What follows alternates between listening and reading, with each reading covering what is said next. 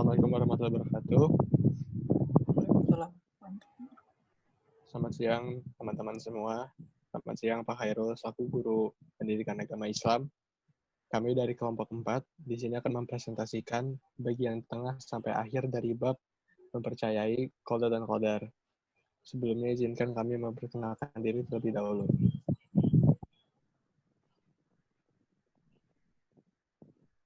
Pertama ada Amrita Deviayu Tunjung Biru, absen 7.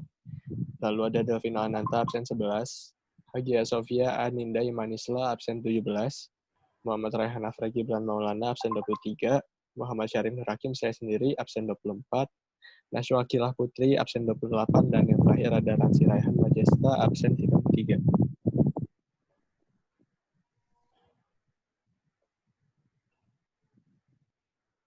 Ya, kemudian kita bahas kaitan antara beriman kepada qada dan qadar Allah Subhanahu wa taala dengan sikap optimis, berikhtiar dan bertawakal.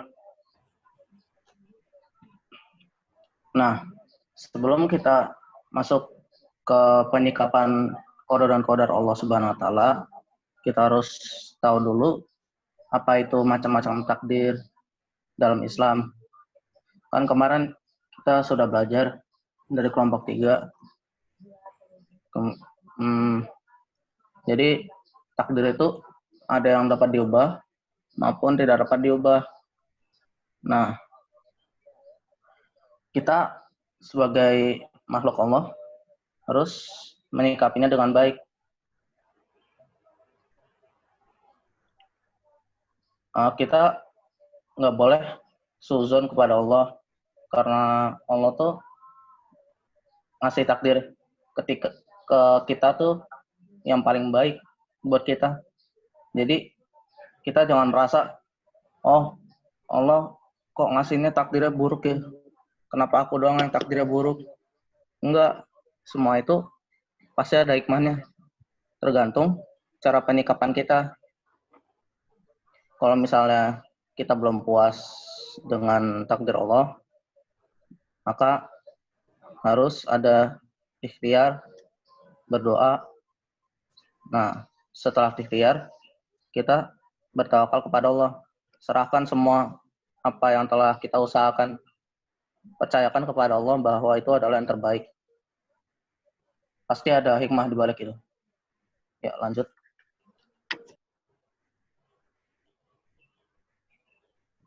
Yang kedua adalah sikap optimis akan takdir terbaik Allah Subhanahu wa taala. Seperti yang kita tahu, sebagai manusia kita adalah makhluk yang dianggap paling sempurna karena kita diberikan pilihan untuk menjalankan hidup berdasarkan dari pilihan kita masing-masing. Pilihan itu juga cukup banyak. Nah, optimis di sini bermakna bahwa tidak selalu dalam hidup kita itu takdir Allah akan mendikte jalan hidup kita, dan bahwa kehidupan kita adalah kita bisa memilih jalan hidup kita sendiri dalam takdir yang Allah sudah persiapkan. Jadi Allah sudah mempersiapkan baik untuk semua orang, baik itu jalan hidup yang baik, jalan hidup yang buruk, yang sukses, yang malang. Allah sudah mempersiapkan takdirnya masing-masing untuk kita. Tinggal kitanya tergantung kepada kita untuk memilih takdir mana yang akan kita jalani. Nah, pilihan itu akan diambil berdasarkan apa yang kita lakukan dalam hidup kita. Bagaimana kita menanggapi pilihan-pilihan dalam hidup kita. Nah, hal ini juga berarti semua manusia akan kelak mempertanggungjawabkan pilihan-pilihannya dia di akhirat kelak. Baik itu pilihan yang besar ataupun pilihan yang kecil. Bahkan bisa jadi pilihan yang kecil tak namun banyak. Contohnya misalnya kita memilih untuk menyontek saat ulangan. Kecil memang kelihatannya, tapi kita memilih untuk menyontek itu sering, berkali-kali.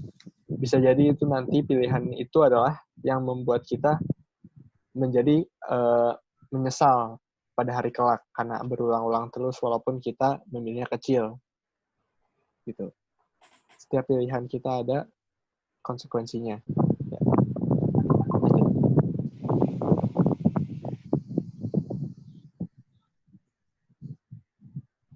Seperti yang sudah dijelaskan oleh kelompok sebelumnya bahwa ada takdir mualak yang dapat berubah sesuai dengan perilaku manusia. Untuk mendapatkan takdir mualak yang baik, maka kita harus melakukan ikhtiar, doa, dan juga tawakal. Nah, pertama-tama adalah ikhtiar. Ikhtiar adalah berusaha dengan sungguh-sungguh dan sepenuh hati dalam menggapai cita-cita dan tujuan. Nah, ikhtiar ini sesuai dengan kalimat manjada wajada, yaitu barang siapa yang bersungguh-sungguh, maka ia akan meraih keberhasilan. Jika kita tidak berikhtiar lalu kita gagal, maka kegagalan itu disebabkan oleh kelalaian kita sendiri. Namun, jika kita merasa bahwa kita sudah melakukan ikhtiar yang cukup tapi masih gagal, maka Allah akan memberikan rencana yang lebih baik untuk kita. Nah, contoh ikhtiar itu adalah belajar agar mendapatkan nilai yang baik dan juga olahraga untuk mendapatkan tubuh yang sehat. Tawakal adalah sikap berserah diri kepada Allah Subhanahu wa Ta'ala atas segala kemungkinan dari hasil yang nantinya akan terjadi, agar manusia tidak berkeras hati atas apa yang sudah ditakdirkan oleh Allah Subhanahu wa Ta'ala. Hal ini didasari karena manusia seringkali bertindak dengan nafsu dan emosinya, karena begitu sifat manusia. Nah, Allah Subhanahu wa Ta'ala ini ingin memberikan hambanya sesuai porsinya, sesuai apa yang manusia butuhkan, bukan sesuai apa yang manusia inginkan. Karena Allah Subhanahu wa Ta'ala ini merupakan Tuhan yang bersifat adil, maka tidak memberikan hambanya melebihi dari porsi atau kebutuhannya. Nah, dinilai dari porsi, manusia memiliki porsi yang sama satu dengan yang lainnya. Jika dijumlah porsi kita dari kita bayi sampai nanti kita meninggal, nilainya bakal sama antara manusia lain dengan manusia satu dengan manusia lainnya. Nah, sebenarnya manusia takdirnya sudah ditentukan sebelum hadir di dunia. Contoh nih, jika kita ingin pergi ke Monas, kita mau naik mobil, mau naik motor, mau naik Transjakarta atau angkot pun, bila takdir akhir kita di Monas, maka kita akan sampai ke Monas. Nah, bila tidak, ya tidak akan sampai ke Monas. Nah, di sini peran Allah sama manusia dalam bertawakal itu ada, di mana Allah ingin hambanya ini berserah diri atas takdir akhir yang nantinya diberikan oleh Allah Subhanahu wa Ta'ala.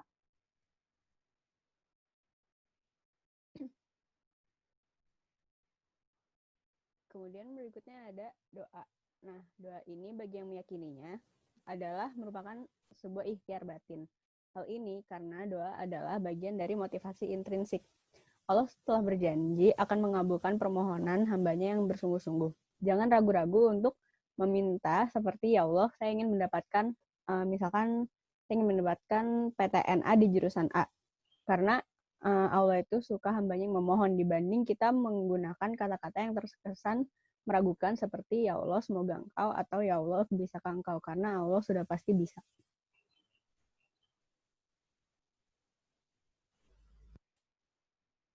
Nah, yang selanjutnya adalah hikmah beriman kepada qada dan qadar. Yang pertama itu semakin meyakini bahwa segala sesuatu yang terjadi di alam ini tidak lepas dari sunatullah. Sunatullah atau hukum alam antara lain selalu ada dua kondisi yang saling ekstrim. Misalnya ada surga dan neraka, ada benar, ada salah, ada baik dan buruk. Oleh karena itu, segala sesuatu yang terjadi dalam itu tidak lepas dari sunatullah atau hukum Allah, hukum alam Allah. Yang kedua adalah meningkatkan keyakinan akan pentingnya peran doa bagi keberhasilan sebuah usaha. Yang ketiga adalah meningkatkan optimisme dalam menatap masa depan dengan ikhtiar yang sungguh-sungguh, yang berujung membuat kita semakin termotivasi untuk berusaha lebih giat lagi dalam mengejar cita-cita kita. Ya, yang keempat adalah meningkatkan kekebalan jiwa sehingga tidak mudah putus asa di saat mengalami kegagalan. Yang kelima, menyadarkan manusia bahwasanya ada peraturan-peraturan yang membatasi kita dalam bertingkah laku. Gini, jadi seorang insan itu tidak boleh melakukan hal yang semena-mena di dunia ini. Semua sudah diatur oleh Yang Maha Kuasa. Kita harus bisa membedakan mana itu yang hak, mana itu yang batil, dan mana itu yang halal, dan mana itu yang haram. Barang siapa yang melakukan kebaikan, niscaya akan mendapatkan surga dari kelak. Barang siapa yang melakukan keburukan, maka semuanya akan ada konsekuensinya. Lalu bagaimana agar kita tidak terjerumus ke dalam godaan syaitan? Nah, ihdinas siratal mustaqim. Tunjukkanlah kami ke jalan yang lurus. Siratal ladzina an'amta 'alaihim ghairil maghdubi 'alaihim waladdallin. Yaitu jalan orang-orang yang telah engkau beri nikmat kepadanya. bukan jalan mereka yang dimurkai, dan bukan pula jalan mereka yang sesat. Intinya gini, kita harus kembali ke jalan yang benar, ke jalan Allah, menuju kebaikan dan melupakan semua keburukan yang sudah kita lakukan kemarin. Sekarang kita melupakan semua dosa-dosa yang sudah lewat, yang lalu biarlah berlalu, sekarang kita menghadap ke depan, menuju hidayah yang Maha Kuasa. Allah itu Al-Ghafar, Maha Pengampun, jadi dosa sebesar apapun, itu pasti akan diampuni, asal manusia itu taubat dengan sungguh-sungguh. Yang terakhir, memberikan pembelajaran kepada manusia bahwa segala sesuatu yang ada di alam semesta ini sudah diatur oleh kehendak yang Maha Kuasa. Intinya gini, sejatinya tidak ada yang kebetulan di dunia ini. Semua sudah diatur oleh Allah Subhanahu wa Ta'ala. Tidak ada daun yang jatuh atau pasir yang bergeser di lautan sedikit pun tanpa izin Allah. Semuanya itu ada dan dalam genggamannya. Sekian presentasi kami mengenai iman kepada qada dan qadar. Kurang lebihnya mohon maaf. Wabillahi taufiq wal hidayah. Wassalamualaikum warahmatullahi wabarakatuh. Berikut pertanyaan yang disampaikan yaitu pertama, absen 10. Jodoh pilihan sendiri apa takdir dan termasuk kodo apa qadar. Yang kedua, dari absen 8, korelasi poin menyadarkan manusia bahwasanya ada peraturan-peraturan yang membatasi kita dalam bertingkah laku dengan maksud membimbing manusia ke arah kebaikan itu maksudnya apa? Nah, dari absen 19, takdir buruk siapa yang harus disalahkan? Kita harus memohon ke siapa ketika terjadi takdir buruk? Dari absen 9, manusia yang mengambil nyawa sendiri itu seperti apa hukumnya?